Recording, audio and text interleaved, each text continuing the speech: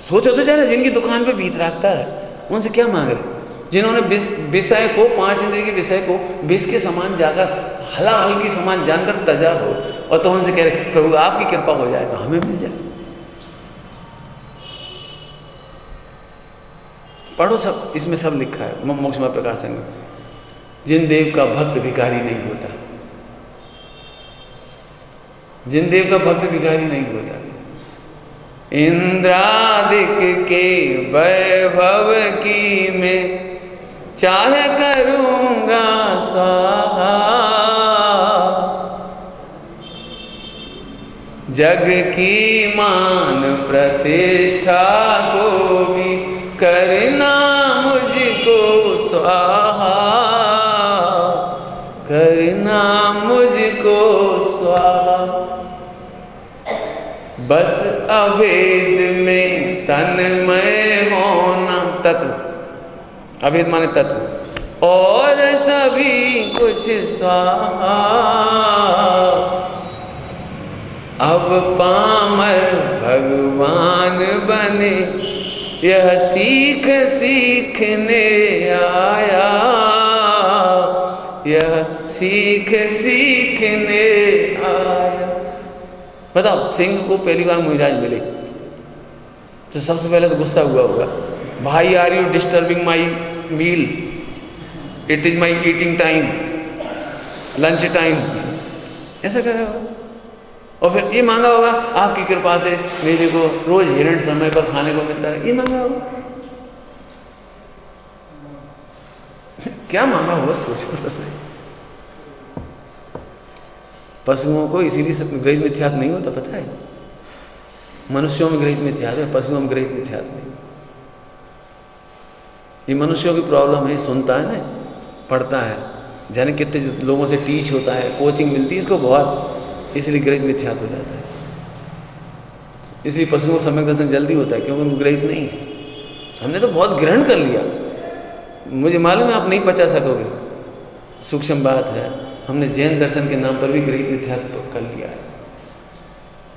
इसको मैं अभी नहीं समझाऊंगा, मैंने अभी समझाया है कलकत्ता में और गुवाहाटी में, बहुत विस्तार से समझाया है कैसे ग्रहित मिथ्यात्व खड़ा किया। तुम्हें नरक का दुख भी ग्रहित मिथ्यात्व बन गया, पता है? मोहिनी कर्म से तुम दुखी हो, ये भी तुम्हें ग्रहित मिथ्यात्व हो गया, तुम्हें पता है? क्यों कि तुम्हें पहले पता थोड़ी था। सड़क पर एक आदमी से पूछो तुम काय से दुखी हो, तो और सब दुख बताएगा, लेकिन वो पाप के उदय का दुख, कर्म का दुख, मोहिनी का दुख, मिथ्यात्व का दुख जी नहीं बताएगा, नरक का दुख जी नहीं बताएगा। वो दुखी तो सब है, ये दुख कोई नहीं। दुख ये तुम्हारी नकली दुख कहाँ से आ गए? नकली माने जो तुम्हें पढ़ के सीखे। पंडित जी आप क्या कह रहे हो, आपको पता है? क्या कह रहे हो? मुझे पता है, जब तो मैं बोल ही रहा हूँ। तुमने नया दुख ग्रहण कर लिया। सुन, कर्म का ग्रहण इसलिए, कर्म का ज्ञान इसलिए नहीं कराया था कि तुम इससे दुखी हो जाओ। पहले उनसे दुखी हो रहे थे, अब इनसे दुखी हो गए। समझ लो पति पत्नी में झगड़ा हो गया। सो पत्नी पहले तो मंदिर में इसलिए रो रही थी, सर फोड़ फोड़ के, हमारे पति खराब, पति खराब, पति खराब। सो फिर 4 महिला मिली, देखो भैया स्त्री जाति का स्वभाव ही ऐसा है, जीवन है अगर जहर तो पीना ही पड़ेगा। पति को दोष मत दो भैया, अपने कर्म को होता है। हाँ सही है, सही है। अब पति एक तरफ से रख दो, कर्म को होता है। क्या क्या फर्क पड़ गया भाई साहब? इसलिए स्वाधीन सत्ता पढ़नी पड़ेगी आपको। जैन दर्शन कर्म के उदय को भी नहीं रोता, निमित्त नैमित्तिक को नहीं रोता, उदय को नहीं रोता, उपसम को नहीं रोता, उदीर्णा को नहीं रोता, क्षपसम को नहीं रोता, क्षय को भी नहीं रोता। वीर रस है, वीर रस, सम्यक दृष्टि को वीर रस प्रकट होता है। आप देखना, सम्यक दृष्टि से लेकर के सिद्ध भगवान तक की एक ही मुद्रा है, देख लेना। सम्यक दृष्टि से सिद्ध भगवान तक, भले वो कपड़ा पहने, ये अलग चीज है। मुनिराज कैसे होते? 50% काम हो गया, मान लो 6ठा 7वां गुणस्थान हो गया, तभी तो और गुणस्थान बचे नहीं 7, तो 50% सुखी होना चाहिए। तो 50% चेहरा कैसा होना चाहिए? ऐसा होना चाहिए। तो अरहन दशा में ऐसा होना चाहिए, और सिद्ध दशा में चौथे गुणस्थान में कितना % सुख हुआ? थोड़ा सा, चलो सम्यक दृष्टि तो हो गई। ऐसे चौथे गुण स्थान से सिद्ध तक एक मुद्रा है, एक। नहीं कर्मों का भय किंचित, लिखा है कर्मों का भय मतलब निमित्त निवृत्ति की कोई भय नहीं है।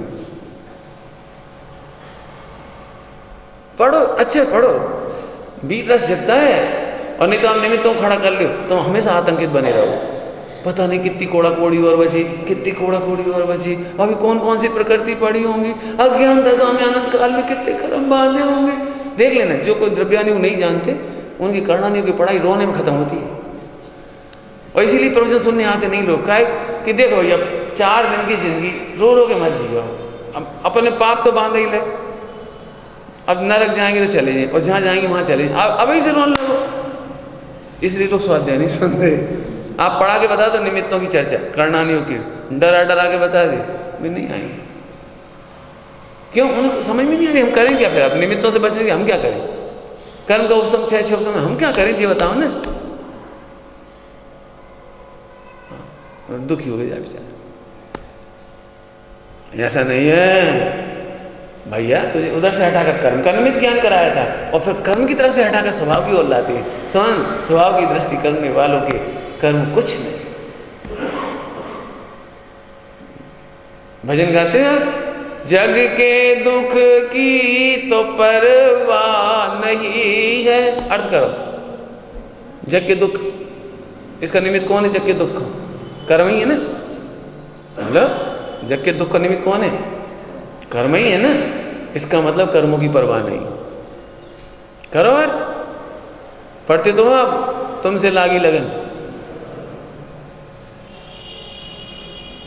चौड़ी छाती से कहता है वो भगवान साहब, जग के दुख की तो परवाह नहीं है। माने हम कर्मों के दुख की परवाह नहीं है, उपसम क्षय की परवाह नहीं, उदय की चिंता नहीं, स्वर्ग सुख की भी चाह नहीं है, मेटो जामन मरण। ये फल की तरफ से, कारण बोला हो बे ऐसा यतन, ये उपादान की तरफ से यतन, स्वभाव की दृष्टि, स्वभाव में लीनता, सम्यक दर्शन ज्ञान जाए, पारस प्यारा। अब यहाँ पारस का अर्थ करो, पारस प्यारा, सिद्धो जैसा आनंद का रस,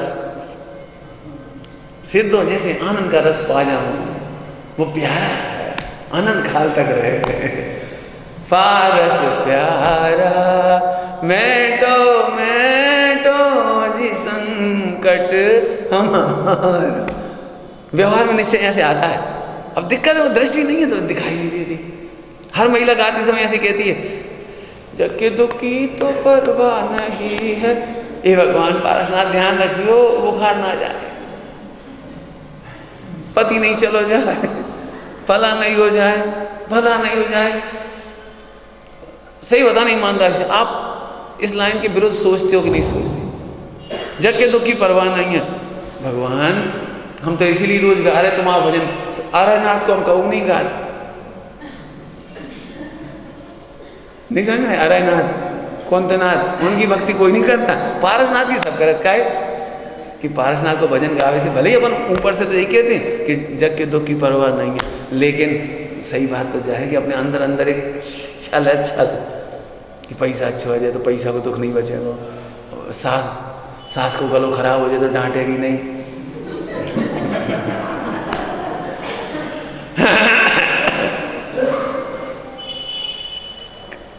सही बता ना, गलत बोल रहे हो तो